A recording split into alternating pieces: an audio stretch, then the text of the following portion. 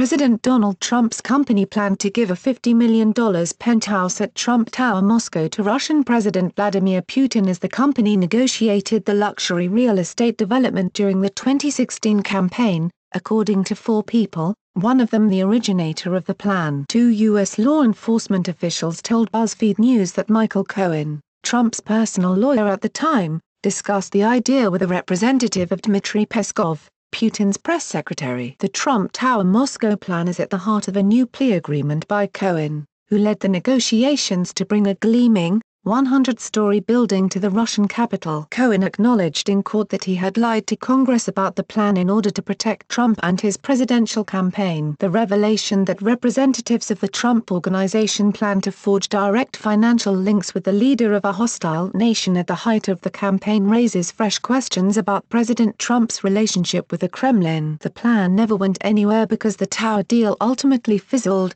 and it is not clear whether Trump knew of the intention to give away the penthouse. But Cohen said in court documents that he regularly briefed Trump and his family on the Moscow negotiations. BuzzFeed News first reported in May on the secret dealings of Cohen and his business associate Felix Sater with political and business figures in Moscow. The two men worked furiously behind the scenes into the summer of 2016 to get the Moscow deal finished despite public claims that the development was canned in January, before Trump won the Republican nomination. Sater told BuzzFeed News Today that he and Cohen thought giving the Trump Tower's most luxurious apartment, a $50 million penthouse, to Putin would entice other wealthy buyers to purchase their own. In Russia, the oligarchs would bend over backwards to live in the same building as Vladimir Putin, Sater told BuzzFeed News. My idea was to give a $50 million penthouse to Putin and charge $250 million more for the rest of the units. All the oligarchs would line up to live in the same building as Putin.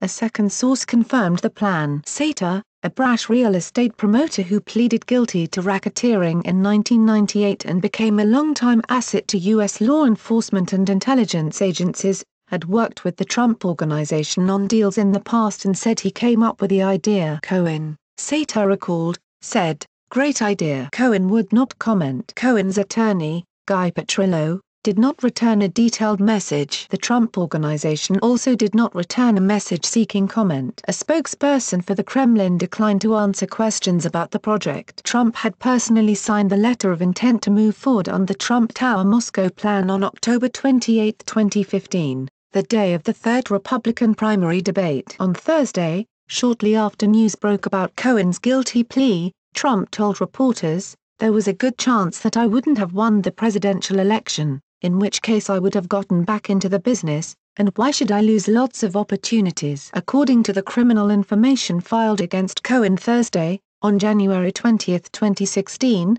he spoke with a Russian government official, referred to only as Assistant 1, about the Trump Tower Moscow plan for 20 minutes. This person appears to be an assistant to Peskov, a top Kremlin official whom Cohen had attempted to reach by email. Cohen requested assistance in moving the project forward, both in securing land to build the proposed tower and financing the construction, the court document states. Cohen had previously maintained that he never got a response from the official, but in court on Thursday he acknowledged that was a lie. Two FBI agents with direct knowledge of the Trump Tower Moscow negotiations told BuzzFeed News earlier this year that Cohen was in frequent contact with foreign individuals about the real estate venture and that some of these individuals had knowledge of or played a role in 2016 election meddling. The identity of those individuals remains unknown. Developing a tower in Russia had long been a dream of the Trump Organization, which pursued a deal there for 3 decades. After Trump announced his candidacy in the summer of 2015,